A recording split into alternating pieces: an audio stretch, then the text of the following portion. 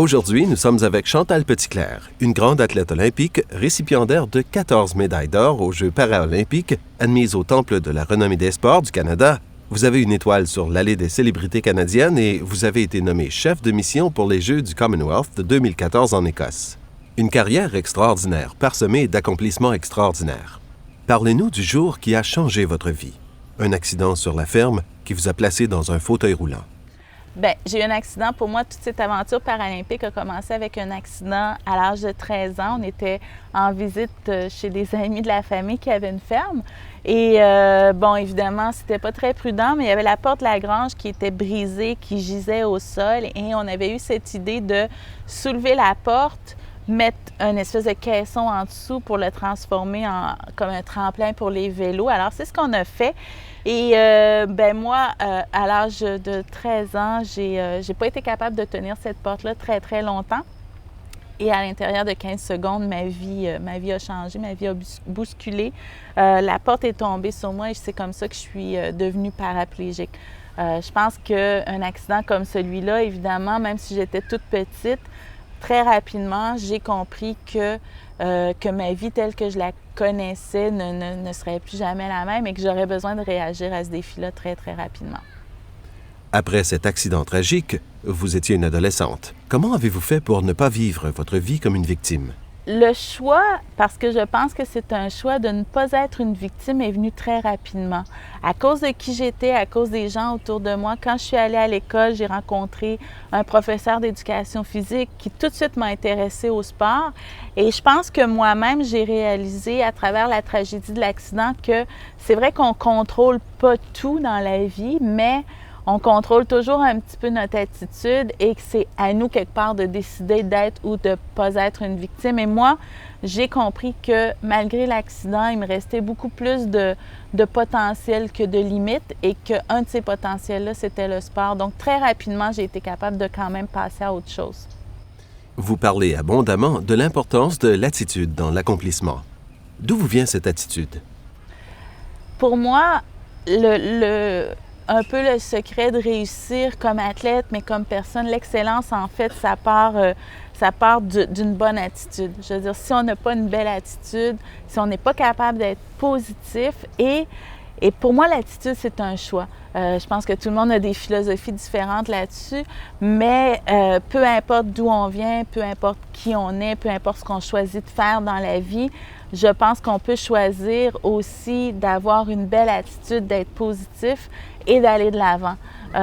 Et c'est ce qui fait toute la différence dans le succès qu'on aura. La passion est une autre facette de votre vie. Il m'arrive parfois de ne pas ressentir une passion pour quelque chose. D'où vient votre passion? Bien, encore une fois, la passion, ça part d'un plaisir à faire ce qu'on fait. Je pense que la passion, c'est la chose qu'on ne peut pas expliquer. Pourquoi j'aime faire ce que je fais. Et en même temps, ça se nourrit. Parce que même si on est très, très passionné, comme je l'étais dans le sport, il y a des choses qu'on n'aime pas faire. Il y a des matins où ça ne nous tente pas. Donc, c'est une espèce d'équilibre entre avoir des objectifs qui sont importants pour nous, avoir du plaisir à ce qu'on fait, rester stimulé, s'entourer de gens qui vont nourrir cette passion-là. Mais c'est clair que peu importe comment fort on va travailler, si on n'a pas une passion à l'intérieur et si on n'a pas une belle attitude, ça va être difficile de réussir. Vous décrivez la détermination comme étant une chose qui nous fait travailler sans relâche. Parlez-nous de cette facette de votre vie. Bien, la détermination, pour moi, c'est ce qui vraiment complète un peu cette recette-là, d'avoir une passion pour ce qu'on fait, d'avoir une bonne attitude. Mais même si on a tout ça, la réalité, c'est que la vie, c'est beaucoup de défis à relever, c'est beaucoup de difficultés aussi, et que pour atteindre nos objectifs, les grands comme les petits, ça va prendre de la détermination. Il va falloir essayer, réessayer, se relever, être insistant, être persistant. Et je pense que la détermination, c'est ce qui fait toute la différence dans le succès qu'on aura. Le contrôle peut être frustrant, surtout lorsqu'il est hors de notre portée, que ce soit dans le domaine de l'agriculture ou en tant qu'athlète. Quelle est votre approche face à ces facteurs que vous ne pouvez contrôler? Comme athlète et dans mon cas comme personne handicapée, le contrôle, ça a une importance très grande et ça a été une des grandes leçons de vie que j'ai apprises et probablement une des leçons de vie la plus difficile. Tout de suite après l'accident, évidemment, un accident comme celui-là, c'est clair, on ne le contrôle pas, on ne le choisit pas, mais quand c'est là, il faut y faire face. Et je pense que très tôt, j'ai appris que c'est vrai que dans la vie, on ne contrôle pas tout. On ne contrôle pas toujours ce qui nous arrive, mais on contrôle toujours notre attitude. Et comme athlète, c'est une des leçons qui m'a le plus servi parce que comme athlète, on se lève le matin, on a une finale, on ne peut pas contrôler nos adversaires, on ne peut pas contrôler la surface de la piste, l'environnement, la température.